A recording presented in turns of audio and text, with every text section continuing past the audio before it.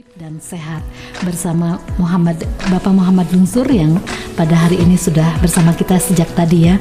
Dan tadi kita akan meneruskan tentang pertanyaan seputar Catini ya. Ada-ada aja Catini ini. Catini.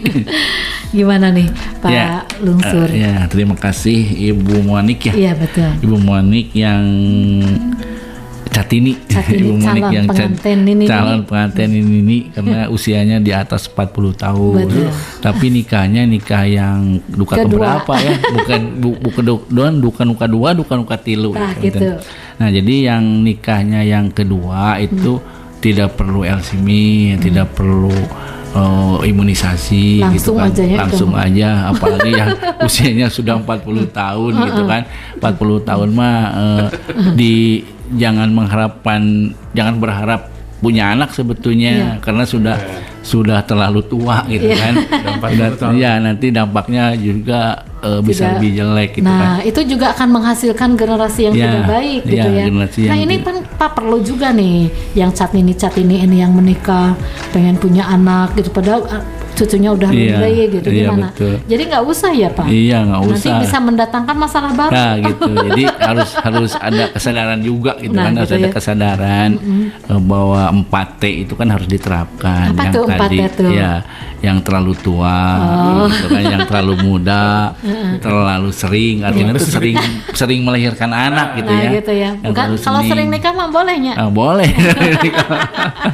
Jadi terlalu sering artinya punya anak juga terlalu dekat gitu.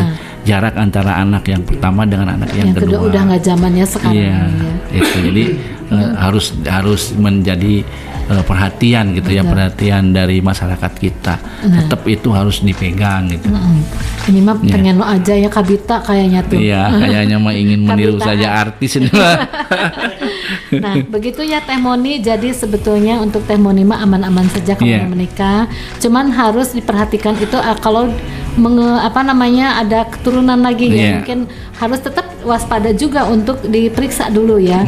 Apakah masih memungkinkan karena kan resiko kurang darah juga bagi yang Catini juga pasti ada Pak. Iya, jadi kan kecuali belum punya anak. Kita kalau mau memperhatikan gitu kan, usia 40 itu kan sudah terlalu tua gitu ya. Kan batasannya sampai mereproduksi anak itu kan sekitar usia 35 tahun itu maksimal. Jadi yang di atas 35 tahun itu sudah stop gitu, harusnya sudah stop. Jadi mohon dengan kesadarannya. Jadi walaupun nanti tidak diimunisasi, tidak melahirkan anak lagi, harapannya begitu, harapannya. Nah, jadi yang kalau misalkan terjadi juga harus hati-hati gitu ya, harus hati-hati. Harus sering diperiksa. Darah tinggi, bukan kurang darah lagi. Iya, gitu kan, banyak resikonya lah. Jadi ada penyakit penyertaannya mungkin gitu kan. Jadi harus sering diperiksa mungkin. Jadi sebaiknya mah jangan gitu. Jangan ya. Iya. Baik, itu mudah-mudahan cukup puas ya. Kalau tidak puas nanti tinggal ini aja ke Bapak tadi katanya kayak lampu apa? Bohlam. Sudah menerangi hatinya.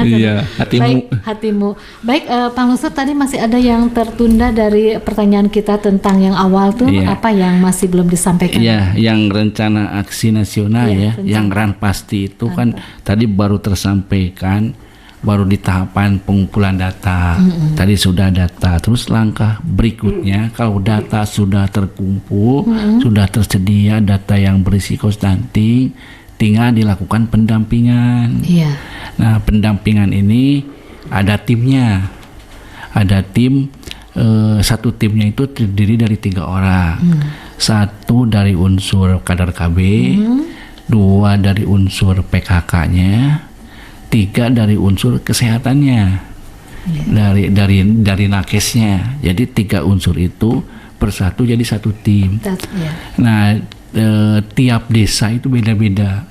Ada yang desa hanya 1 tim, ada yang 2 tim, ada yang 3 tim, bahkan ada yang sampai 6 tim satu desa. Nah, jadi TPK ini yang di tingkat lapangannya. Jadi yang paling pokoknya, yang paling pentingnya untuk percepatan penurunan stunting. Mereka yang bekerja, mereka yang melakukan pendampingan menggunakan aplikasi. Nah, itu ya.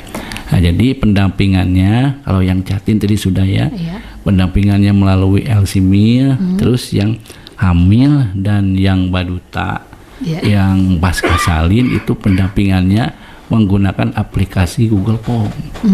Beda lagi tadi aplikasinya. Elsimil. Kalau Elsimil mau untuk Catin, tapi kalau untuk yang hamil dan pasca salin atau anak yang berusia 0 sampai dengan 23 bulan itu menggunakan Google Form. Google Form. Ya, Google Jadi Form. Ada lagi. Isinya apa itu Pak Google Form? Nah, Google Form ini lebih komplit. Beda dengan Elsimil hanya ada 5 poin ya. Tapi kalau Google Form, kalau misalkan yang hamil kan yang hamil itu suka diperiksa ya. Periksa baik itu di posyandu ataupun mungkin ke nakes ya ke puskesmas. Nah, di sana ada K1. Jadi kalau sudah diperiksa itu pasti diisi K1-nya. Nah, jadi K1 ini sebagai bahan informasi yang dimasukkan ke Google Form. Iya. Jadi gitu. Udah data-data ya yang tertulis. Itu tujuannya Google Form sendiri sama sebetulnya dengan Elsimil. Ada yang berisiko, ada yang tidak berisiko. Kalau Elsimil itu sebelum menikah, kalau Google Form itu setelah punya anak. Yang hamil mah enggak, jadi yang hamil dulu misalkan. Kalau hamil di Google Form gitu kan. Oh, jadi hamil dulu di Google. Jadi setiap tahapan berumah tangga itu ternyata punya aplikasi. Iya, ada aplikasi. Jadi yang dua ini, yang hamil dan yang baduta ini menggunakan aplikasi Google Form. Itu oleh tim yang tadi, oleh TPK ya, singkatnya TPK, tim pendamping keluarga. Belum nanti kalau udah berumah tangga bertengkar lagi ada cedudu. Nah itu juga banyak banget ini Pak program. Ini juga harus diisi ya, harus diisi supaya bisa diketahui apakah berisiko atau tidak. Nah, dari sana datanya. Dari pendampingan ini. Kalau misalkan yang hamil, apalagi yang hamil, pendampingannya itu bisa dilaksanakan sampai 8 kali pendampingan.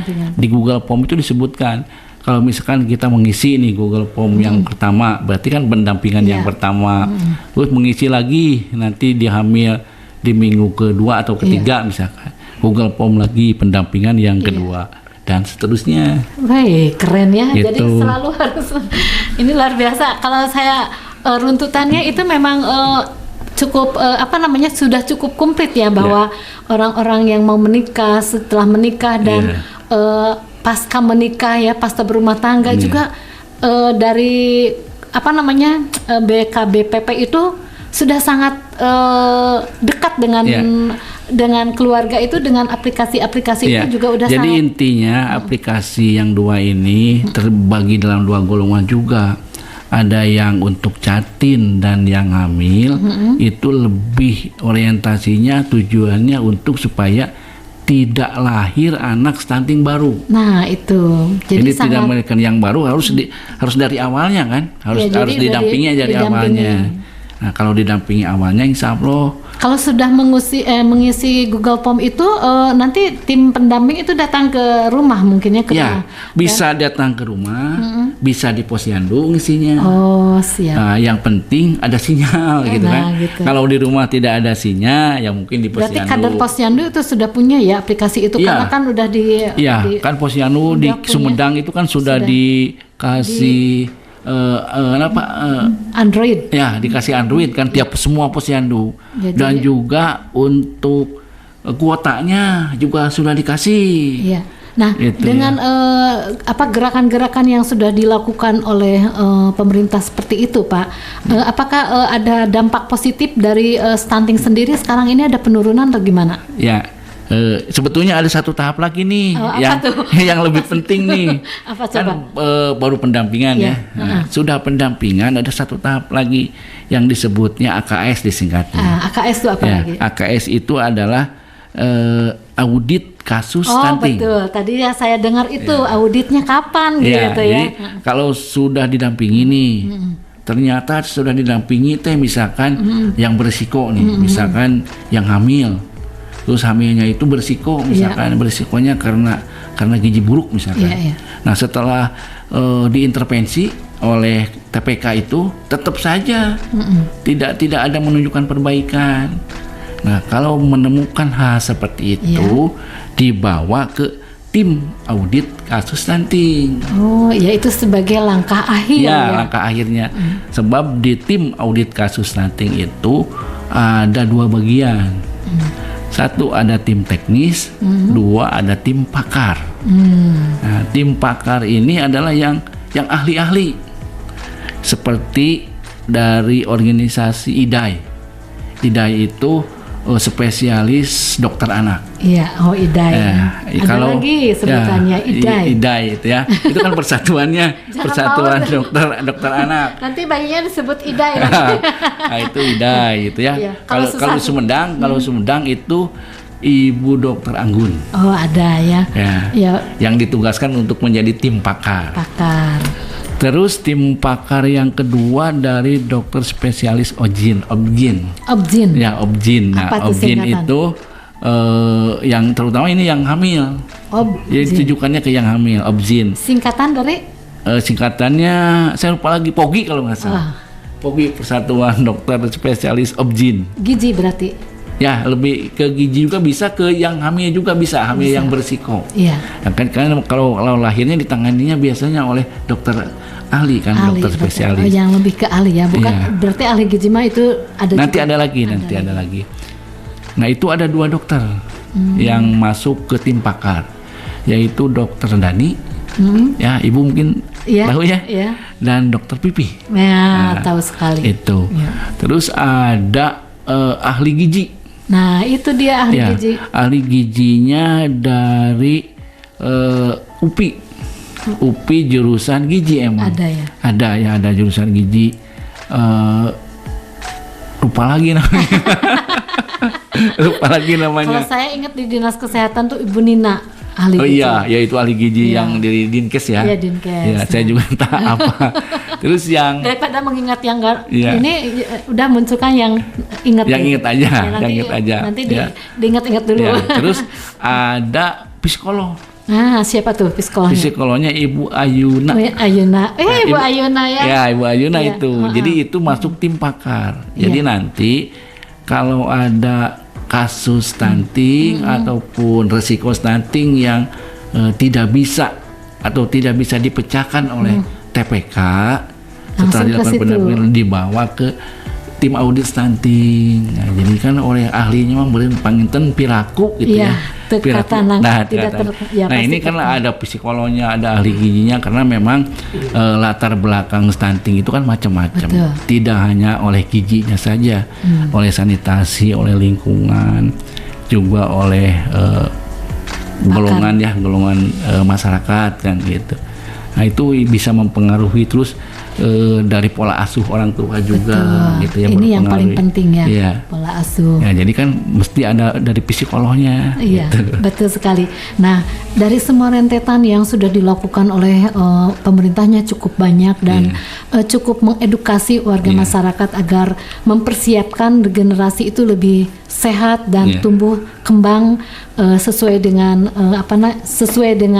yang seharusnya tanpa jadi stunting gitu ya. Nah, dari hal tersebut tadi dampak yang dirasakan oleh Bapak sendiri ya setelah melakukan ini itu, apakah ada penurunan Pak dari stunting itu tadi? Terima kasih. Kita ke yang tingkat nasional dulu ya. Yang tingkat nasional itu kan pada tahun 2019 pertamanya. Itu angka stunting di Indonesia itu 27%. Nah, terus Pak Presiden, karena ini peraturan Presiden ya, ingin atau target di tahun 2024 sampai dengan kepemimpinan beliau mungkin ya, itu ingin menjadi 14%. Tercapai nggak? Belum tahun 2024. Jadi, masih 2022 sekarang. Tapi perkiraan Sumedang sendiri Pak? Nah, Sumedang itu asalnya di 32% ya. Sekarang itu hasil penimbangan EPPGBM, nah itu ya singkatnya EPPGBM. Nah, itu ya. Ini untuk kuis nih, sahabat Yusan ya. EPPGBM ini dilakukan 2 kali dalam setahun. Itu yang menjadi tolok ukur besaran stunting. Itu ya. Nah, itu kan ada dua ya ukuran untuk mengukur stunting itu ada dua, ada yang EPPGBM, ada yang SSI.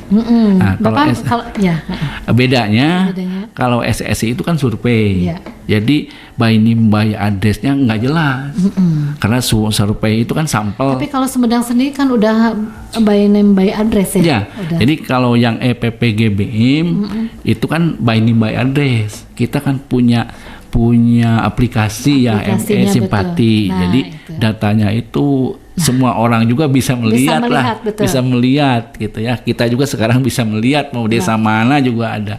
Nah, hasil dari EPPGBM bulan Februari Februari tahun 2022, angka stunting Sumedang itu 2,13%. Udah turun dong. Iya, udah satu digit sebetulnya ya. Nah, jadi nanti bulan Agustus ini nih EPPGM yang keduanya. Nah, nanti kita bisa dilihat hasilnya September. Oh gitu. Apakah menurun lagi? Atau ada lagi yang baru? Ya, itu kan diharapkan kan tidak ada. Ya, Pak Bupati itu kan sudah concern ya, ingin tidak ada kasus stunting baru. Dan juga yang adanya harus berkurang gitu ya. Betul. Nah, mudah-mudahan ini bisa kecapai. Tapi prediksinya menurut saya menurunnya mudah-mudahan. Tapi nggak tahu angkanya berapa ya. Yang sekarang ini 9,12% ya, atau 13 lah. Mungkin nanti berapa 5 atau 8 atau 7 gitu kan. Nah, mudah-mudahan ada. Memang sudah kelihatan sih hasilnya. Sebetulnya kan penimbangan tiap bulan itu juga sebetulnya bisa memonitor walaupun tidak dipakai ukuran. Karena yang dipakai ukuran itu yang 2 bulan tadi, yang Februari dan yang Agustus.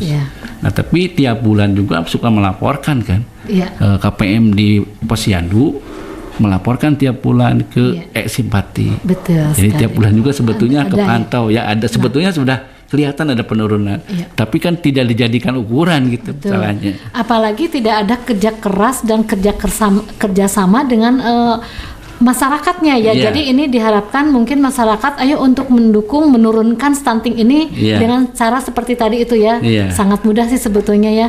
Orang tua segera merencanakan perkawinannya jauh lebih lama dulu ya, memeriksakan dulu anaknya. Calonnya juga harus jadi lebih diedukasi dulu ya.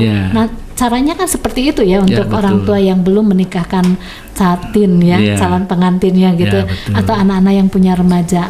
Seperti itu ya Pak ya. Betul. Ya baik, mungkin Pak untuk ini karena waktu juga kita sudah hampir 2 jam nih kita berbicara di sini. Tapi sudah dikupas ya luar biasa dengan berbagai aplikasi yang bisa sahabat Yusan download ya, khususnya orang tua juga dari LCMIL, terus satunya lagi Google Form, dan ada lagi satunya Simpati ya, agar Simpati itu adalah salah satu kita untuk mengetahui kewaspadaan ukuran keberhasilan warga masyarakat juga boleh ya untuk melihat Simpati itu di. Nah, mungkin ada yang mau disampaikan lagi Pak sebelum kita. Ya mungkin sedikit aja ini yang terkait dengan LCMIL ya, terkait dengan yang catin, partisipasi masyarakatnya kan masih kurang ya. Kalau kita lihat hasil LCMIL kita masih 100 berapa gitu. Dari sasaran yang ribuan gitu kan. Nah, ini karena mungkin ya karena informasinya yang kurang jelas, ataupun mungkin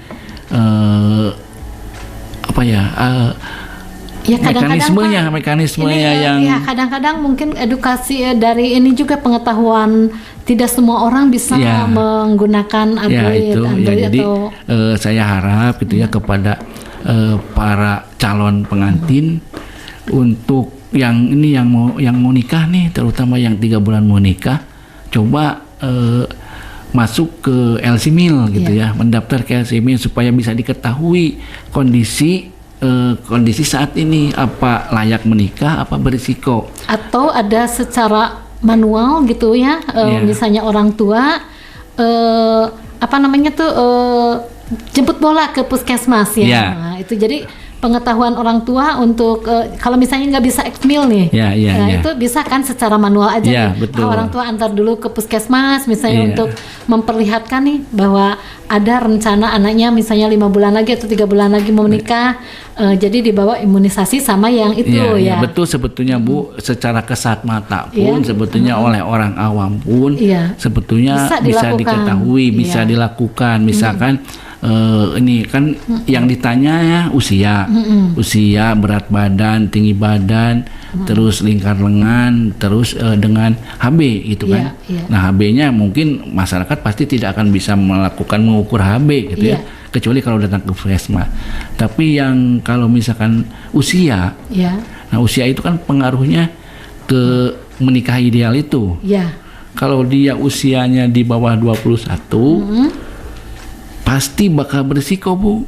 Kesananya tadi di di sertifikatnya itu. Jadi stop perkawinan dini dong. Jadi peran orang tua di sana. Gitu. Jadi kalaupun menikahnya tidak ditunda nanti ini berisikonya apa? Berisikonya misalkan karena usianya masih di bawah ideal, ya berarti ya tundanya kehamilannya. Jadi banyak cara ya sebetulnya untuk bagaimana agar mencegah stunting ini tidak terjadi pada keluarga kita ya. Karena kan kita kalau udah stunting susah ya Pak Yonta. Betul. Jadi lebih baik dijaga sebelumnya seperti itu. Baik, mungkin itu Pak. Itu itu saja. Secara sederhana ya ternyata bisa dilakukan tanpa harus misalnya Android gitu ya. Untuk sementara mungkin seperti selain juga ayolah sekarang lebih ke membuka aplikasi yang memang sudah disiapkan oleh pemerintah agar pemerintah cepat mengeksekusi ya. Cuman ada bedanya mungkin kalau yang manual mah kan itu berarti pribadi gitu ya, pribadi, unsurnya pribadi. Tidak tercatat. Tidak tercatat, tidak terlaporkan. Nah, kalau yang pakai aplikasi kan bisa dipantau oleh kita. Misalkan tim ini, desa ini sudah berapa kali melakukan LCMI ke siapa saja, tim berapa, itu bisa diketahui, bisa dipantau. Nah, kalau yang pendampingan manual kan tidak tahu. Baik.